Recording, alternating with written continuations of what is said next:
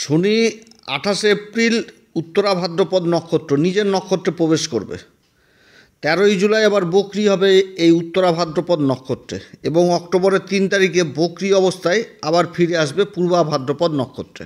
তো শনিদেবের কী প্রভাব পড়বে মেষ রাশির উপর আজকে বিশেষভাবে আপনাদের সামনে তুলে ধরব। মেষ রাশির শনির 7.5 কেবল শুরু হলো। এবার শনি নিজের নক্ষত্র, তো নিজের নক্ষত্রে যখন গ্রহ অবস্থান করে তখন তো তার বলে বৃদ্ধি পায়। তো শনি এবার নিজের নক্ষত্রে অবস্থান করবে। তো যাই হোক, অনুষ্ঠানটি শুরু করার আগে সমস্ত দর্শক বন্ধুদের নমস্কার জানাচ্ছি, এবং তার সাথে বলবো যারা বহুদিন ধরে আমাদের অনুষ্ঠান দেখছেন এখনও পর্যন্ত সাবস্ক্রাইব করেননি তাদের কাছে বিশেষ অনুরোধ করব এই চ্যানেল অ্যাস্ট্রো এসএম বাংলাকে সাবস্ক্রাইব করার জন্য। এই চ্যানেলে আগামী দিনে মেষ রাশির সম্পর্কিত বহু ভিডিও আপলোড দেওয়া হবে। যারা জ্যোতিষীকে ভালোবাসেন, জ্যোতিষীর উপর ইন্টারেস্টেড, জ্যোতিষী বুঝেন, তাদের জন্য যথেষ্ট ভালো হবে। তবে আমি দর্শক বন্ধুদের কোনো রকম বিভ্রান্তের মধ্যে রাখতে চাই না। এটা গ্রহদের গোচরের উপরই আলোচনা করা হচ্ছে, কারো কোনো রকম ব্যক্তিগত কুষ্টি ধরে আলোচনা নয়। আর এর ফলাফল আপনারা চন্দ্ররাশি অনুসারেই দেখবেন। উত্তরা ভাদ্রপদ নক্ষত্র, এর বিস্তার হচ্ছে 3.20 ডিগ্রি থেকে 16.40 ডিগ্রি, মীন রাশিতেই বিস্তার। আর এই নক্ষত্রের অধিপতি দেবতা হচ্ছে কে? অহির বুধন্না। পৃথিবীর নিচে বসে থাকা একটি সাপ, যে সাপের কোমরের নিচের অংশটা হচ্ছে সাপের মতন আর উপরের অংশটা দেবতাদের মতন। এই দেবতাকে শেষনাগের সাথে তুলনা করা হয়েছে। শ্রীহরি বিষ্ণু যে শেষনাগের উপর শয়ন করে তার সাথে তুলনা করা হয়েছে। বুদ্ধিমান, দয়ালু, পরোপকারী, দার্শনিক চিন্তাধারা, গভীর চিন্তাশীল, আত্মবিশ্লেষণকারী, সমাজসেবী, ধ্যান সাধনা, এই সমস্ত কিছু বোঝায় এই নক্ষত্র থেকে। এবং এই নক্ষত্রের সবথেকে বড় জিনিস হচ্ছে ক্যালকুলেট, হিসাব, ম্যাথামেটিক্স, অঙ্ক, এই রকমই হচ্ছে এটা এই নক্ষত্র। এই নক্ষত্র মীন রাশিতে পড়ছে, রাশিটা হয়ে গেছে দেবগুরু বৃহস্পতির, আর নক্ষত্রের অধিপতি হচ্ছে শনিদেব। শত্রুতা যেরকম করতে পারে সেরকম আবার বন্ধুত্ব করতে পারে। যে বন্ধুত্ব কিভাবে নিভাতে হবে সেটা কিন্তু ভালো করে জানে, আবার শত্রুতা কিভাবে নিভাতে হবে সেটাও কিন্তু এই নক্ষত্র ভালো মতন করে জানে। বিপরীত থেকে বিপরীত পরিস্থিতিতেও নিজেকে ঠিক রাখে, এবং ডিসিশন নেওয়ার ক্ষমতা খুব ভালো হয়। ডিসিশন যদি নিতে দেরিও হয় তার জন্যে কোনো রকম অনুতাপ নাই, ডিসিশন নেবে তো ভালো ডিসিশন নেবে। সমাজে মান সম্মান যথেষ্ট বৃদ্ধি পায় এরা, এবং সমাজ এদেরকে মনেও রাখে এদের কাজের জন্য। সমাজে যদি কোনো রকম একটা বাজে কাজ হয়, কেউ প্রোটেস্ট না করুক, এই উত্তরা ভাদ্রপদ প্রোটেস্ট করবেই, সমাজে রুখে দাঁড়াবে যে এটা ভাই এটা ভালো হচ্ছে না, এটা নোংরা কাজ হচ্ছে। আবার যদি ভালো কাজ হয় তার জন্য সুনামও করবে। এই সমস্ত গুণ দেখা যায়। যেহেতু শনি ন্যায়ের দেবতা, কর্মফলদাতা শনিদেব, এরা নিজের জীবনটাকে হিসাবের মধ্যে নিয়ে চলতে ভালোবাসে। এক একটা জিনিসের ক্ষুদ্র থেকে ক্ষুদ্র হিসাব করতে ভালোবাসে। এবং এই সমস্ত নক্ষত্রে জন্মানো জাতক জাতিকারা ম্যাথামেটিক্স, অঙ্কের দিক থেকে খুব ভালো হয়, এবং হিসাব জিনিসটাকে চট করে বুঝে। এই নক্ষত্রের জাতিকারা সৌভাগ্যবান হয় খুবই। এই নক্ষত্রের জাতিকারা যে ঘরে পা দেয়, যে গৃহে বিবাহ হয় আর কি, সেই গৃহের কিন্তু উজ্জ্বল করে। মা লক্ষ্মীর সাথে তুলনা করা হয়েছে, যার জন্য এই উত্তরা ভাদ্রপদের নারীদের বিয়ে করার জন্য বহু প্রস্তাব আসে। বিবাহের দিক থেকে খুব ভালো এক কথায় বলতে গেলে। আর এই নক্ষত্রে শনি নিজের নক্ষত্রে কিন্তু অবস্থান করছে এই 28 এপ্রিল থেকে। তো গ্রহ নিজের নক্ষত্রে অবস্থান করা গ্রহের পজিশন ভালো হয়ে যাওয়া। তো মেষ রাশির ক্ষেত্রে তো এখন 7.5 চলছে। তো মেষ রাশির ক্ষেত্রে শনি হচ্ছে কি? শনি হচ্ছে কর্মের ঘরের অধিপতি, এবং একাদশ ঘর লাভের ঘরের অধিপতি হয়ে এবার দ্বাদশ ঘরে অবস্থান করছে। এবং শনির অবস্থান তো 1-2 দিনের জন্য না, দীর্ঘদিন, প্রায় 2.5 বছর এই ঘরে অবস্থান করবে। 7.5 শুরু হওয়া একটা চন্দ্রের উপর প্রভাব চলে আসা। রাশির দ্বাদশে অবস্থান শনির, অর্থাৎ 7.5 প্রথম চরণ। তো দ্বাদশ ঘরে অবস্থান, দ্বাদশ ঘর হচ্ছে কি? খরচের। দ্বাদশ ঘর হচ্ছে বিদেশের ঘর। দ্বাদশ ঘর আবার আধ্যাত্মিকের সাথে জুড়া, অর্থাৎ নিজের ভিতরের দিক থেকে পরিবর্তন এই দ্বাদশ ঘর থেকে বুঝাচ্ছে। এবার শনি যে নক্ষত্র অবস্থান করছে সেটা তো মেন জিনিসই চলে আসছে, ধ্যান ধারণা, একটা গভীর চিন্তা, আত্মবিশ্লেষণকারী একটা নক্ষত্র। এই নক্ষত্রে শনি অবস্থান দ্বাদশ ঘরে, তাহলে এখান থেকে এই জিনিসটা উঠে আসছে। তো শনির এই নক্ষত্রে অবস্থান এই মেষ রাশির ক্ষেত্রে খরচের দিকটাও যথেষ্ট উঠে আসবে, সেরকম বিদেশের দিকটাও যথেষ্ট উঠে আসবে। শনির এই নক্ষত্রে অবস্থান, নিজের নক্ষত্রে দ্বাদশ ঘরে অবস্থান, যারা বিদেশ সংক্রান্ত কাজের সাথে যুক্ত রয়েছেন, ইম্পোর্ট এক্সপোর্টের কাজের সাথে যুক্ত রয়েছেন, তাদের কাজের মধ্যে একটা কিন্তু বিশেষ গতিশীল লক্ষ্য করা যাবে এই সময়। আবার এর সাথে উঠে আসছে সেই নিবেশ, যে কোনো একটা কিছুতে নিবেশ হবে নিজের কর্মকে এগিয়ে নিয়ে যাওয়ার জন্য। তবে শনির দ্বাদশ ঘরে অবস্থান এবং যে নক্ষত্র অবস্থান, এই নক্ষত্র আগে বললাম যে ক্যালকুলেট হিসাব, অর্থাৎ এই সময়কালে বিশেষ হিসাবের দিকে খেয়াল রাখতে হবে এই মেষ রাশিকে, যে বাজেট সবসময় আগে তৈরি করতে হবে। লাভ লস ক্ষতি যাই হোক সেটা কিন্তু হিসাব অবশ্যই করতে হবে। এবার সাড়ে সাথী চলছে, সাড়ে সাথীতে মানসিক অশান্তি এই সমস্ত থাকবে, রাতে ঘুম না হওয়া এই সমস্তও থাকবে। নিজের শরীর স্বাস্থ্যের দিকেও যথেষ্ট খেয়াল রাখতে হবে। অসুখ বিসুখ হওয়ার নিজের দিক থেকেও যেরকম সম্ভব সেরকম আবার ফ্যামিলির দিক থেকেও সম্ভব থাকছে, কারণ শনি একটি পাপী গ্রহ। যতই ভালো পজিশনে থাকুক মূল স্বভাব হচ্ছে কি পাপ। এবার দ্বাদশ ঘরে অবস্থান করছে, দ্বাদশ ঘর থেকে মেডিকেল হসপিটাল এই জিনিসটাও দেখা হয়, যার জন্য অসুখ বিসুখের দিক থেকে যথেষ্ট সাবধান। যে কোনো অসুখ বিসুখ হলে আগে ট্রিটমেন্ট নেওয়ার প্রয়োজন রয়েছে। শনি হচ্ছে মেষ রাশির ক্ষেত্রে দশম ঘরের অধিপতি, যেটা হচ্ছে কর্মের ঘর। এবার কর্মের ঘরের অধিপতি দ্বাদশ ঘরে, তাও আবার নিজের নক্ষত্র উত্তরা ভাদ্রপদে অবস্থান করবে। দশম ঘরটা হচ্ছে আমাদের কার্যক্ষেত্র, আমাদের সামাজিক স্ট্যাটাস, আমাদের পরিচয়। আমরা এই কর্ম করি, এই কর্মের জন্য আমাদের চেনে। এবার এই কর্মের অধিপতি শনি চলে গেছে দ্বাদশ ঘরে।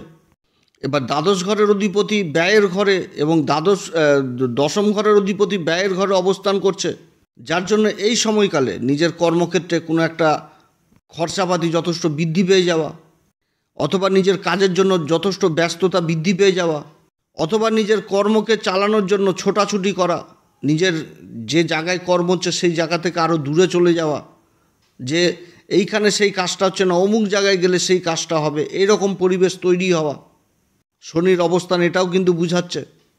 এবং তার সাথে এটাও বুঝাচ্ছে যে কর্মের অধিপতি দ্বাদশ ঘরে অবস্থান হওয়া মানে বিদেশ সংক্রান্ত কোনো কাজের যারা চেষ্টা করছেন তাদের কর্মলাভ হয়ে যাওয়া শনির এই পরিবর্তনের কারণ। শনি তো নিজের নক্ষত্র অবস্থান করছে, অর্থাৎ কর্মলাভ, যারা বিদেশ সংক্রান্ত কাজের চেষ্টা করছেন তাদের জন্য যথেষ্ট ভালো অবস্থান শনির এই নিজের নক্ষত্র অবস্থান মেষ রাশির জন্য।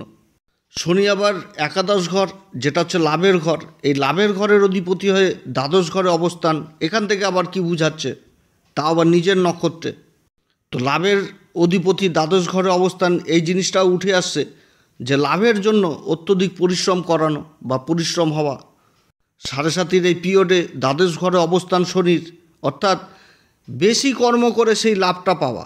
যে লাভটা আগে নর্মাল কর্ম করে হতো তার জন্য কর্মের বেশি ব্যয়, দ্বাদশ ঘর থেকে ব্যয় জিনিসটা বুঝাচ্ছে, এবং কর্মের অধিপতি গেছে লাভ জিনিস। এবার লাভের ঘরের অধিপতি শনি ব্যয়ের ঘরে বসছে, অর্থাৎ যথেষ্ট কর্মের ব্যয় করিয়েই তারপরে লাভ, এবং সেটাও আবার বিদেশ সংক্রান্ত, অর্থাৎ ছোটাছুটি।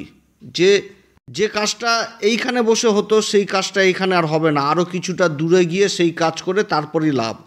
অর্থাৎ লাভের জন্য যথেষ্ট পরিশ্রম করাবে শনি দ্বাদশ ঘরে এই নিজের নক্ষত্র অবস্থান করে। অর্থাৎ কর্ম এবং লাভের ঘরের অধিপতি যখন দ্বাদশ ঘরে অবস্থান করে তখন কর্মক্ষেত্রে যথেষ্ট বাধা সৃষ্টি হয়, এবং লাভের দিক থেকেও সেই লাভ অর্জন করতে গেলেও কিন্তু বিভিন্ন রকম বাধার সম্মুখীন ইত্যাদি হতে হয়। অর্থাৎ শনির এই গোচর এই জিনিসটাও বুঝাচ্ছে মেষ রাশিকে। এবার ব্যয়ের ঘরে বসেছে, তাহলে লাভের অধিপতি ব্যয়ের ঘরে বসেছে, তাহলে হিসাব যথেষ্ট মেনটেন করতে হবে।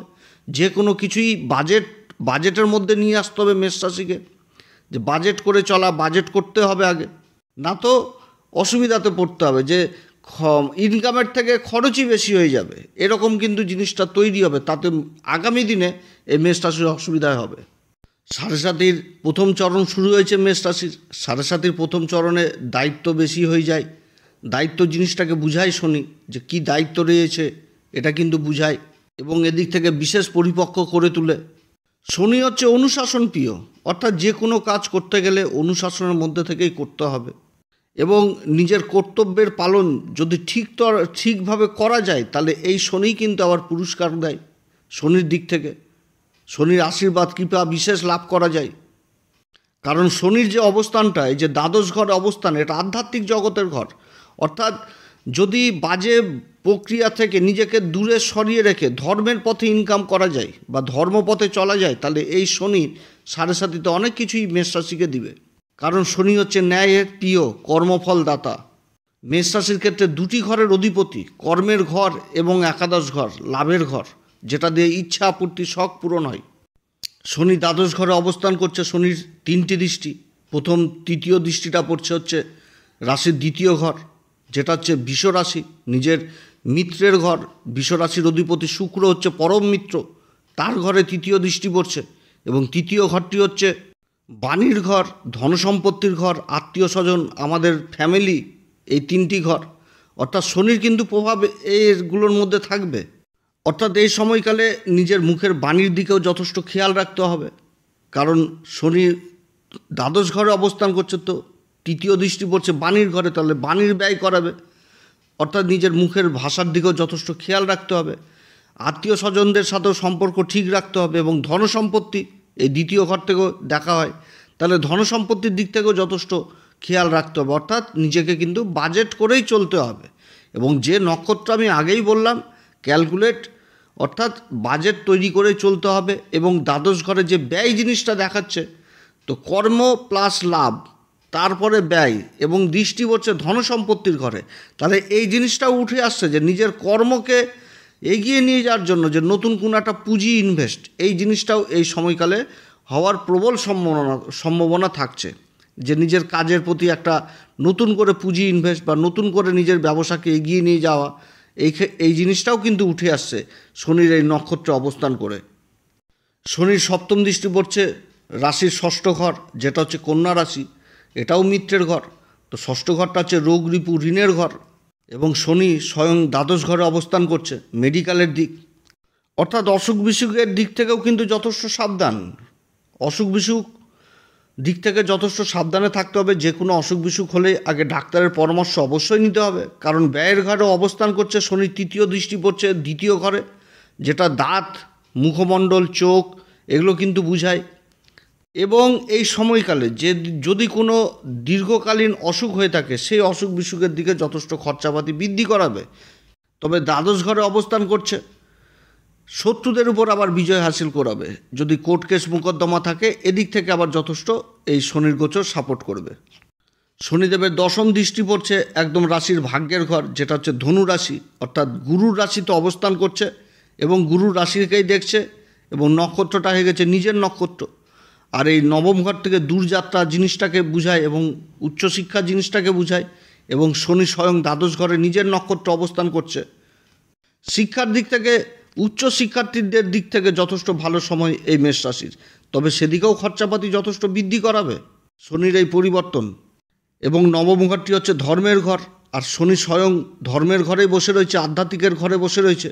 অর্থাৎ ঈশ্বরের প্রতি ভক্তি, ঈশ্বরকে ঈশ্বর, ধর্মের প্রতি একটা টান, ধর্মের পথে চলা, এই সমস্ত নিজের একটা আত্মচিন্তন, যে ধ্যান সাধনা, এই দিকেও কিন্তু যথেষ্ট মন যাবে। শনির এই উত্তরা ভাদ্রপদ নক্ষত্রে এরকমই ফল পেতে যাচ্ছে এই মেষ রাশি। এছাড়া পিতার সাথে সম্পর্ক যথেষ্ট খারাপ হওয়ার প্রবল সম্ভাবনা থাকছে, একটা মতবিরোধ হওয়ারও প্রবল সম্ভাবনা এই সময় থাকছে। মেষ রাশি এই সময়কালে কোন উপাচার করবে? প্রত্যেক দিন হনুমান চল্লিশা, বজ্রংবান, শ্রীরাম সীতার প্রণাম মন্ত্র সহকারে পাঠ করবেন। এছাড়া শনিদেবের মন্ত্র উচ্চারণ করতে পারেন।